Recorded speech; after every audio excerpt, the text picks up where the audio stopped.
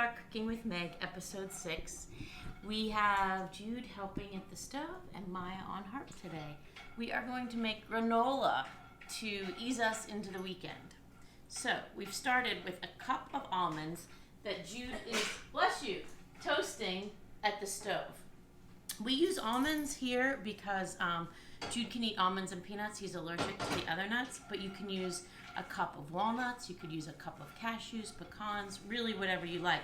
Also, we don't do seeds because he's allergic, but you can do a 1/4 cup sunflower seeds, 1/4 cup sesame, whatever you want. This is the recipe. What I do is I do a cup of almonds that are toasting up, and then I do 3 cups of oats. Oh, and the recipe is from America's Test Kitchen Family Cookbook, which is an amazing cookbook that my mom actually got me. Oh my gosh, probably 15 years ago. They call for a 1/2 cup of unsweetened coconut. I only have sweetened, so that's what I'm going to use. And I'm going to use about a cup because I'm not using any of the seeds. So I've got 3 cups of oats, a cup of coconut. Now, while we're getting that going, we are going to do 1/3 of a cup of vegetable oil. Then we are going to do 1/3 of a cup of maple syrup. Actually, it's a 1/4 cup, but I use the same measuring, and I just do a little bit less. Because once the oil goes in, the maple syrup and the honey will glide right out, so it's kind of nice. You don't have to scrape out the honey like you normally would. So 1/3 of a cup of vegetable oil, 1/3 of a cup of maple syrup, 1/3 of a cup of honey, and it goes into just a little saucepan like this.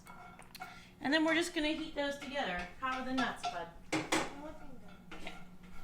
We're going to need those in just a minute. Actually, are you okay taking that off the stove and chopping those, or maybe not yet? Sure. I'll help you. All right, so we're gonna, actually, let's just switch places. Will you give this like a couple good stirs? You can use that same spoon, actually. Here, use the wooden spoon. Okay, we're gonna give these a rough chop. And did I tell you to preheat your oven to 325 at the beginning? And then, really, all we're going to do is combine everything into a bowl. I'm going to put it on the cookie sheet at 325 for 15 minutes. Every 5 minutes, you just give it a stir. And it comes out so nice and toasty, and the almonds are so yummy. And if you're not going to do any nuts, you could just do a really nice oat granola. And at the end, when it cools off, you can add a cup of raisins, and you could add a cup of chocolate chips. Yes, darling. And you're all set. You dropped an almond. Oh, that's okay. All right, so a rough chop on these, and they go. Okay, Judesy, can you bring that over? Yep. And we're going to bring it with the spoon, and we're going to incorporate it right in here, Bubs. Thank you, lovey. Yep, don't be afraid. Get all the goodies in there. Scrape out the pan. Nice. Okay, I'm going to give this a stir. Thank you, babe. You can put that in the sink. Now we're just going to give this a stir.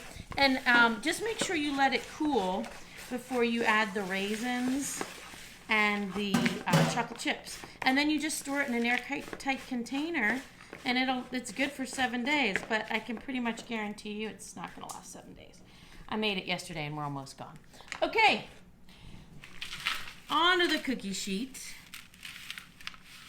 Spread it out so that everybody's got enough room to be happy and free so that they can all roast to their fullest potential. It's going in at 325. Adios, my friends. In friendship and love. When you're done, you can also put chocolate chips in it. And bye-bye. Know that you are loved.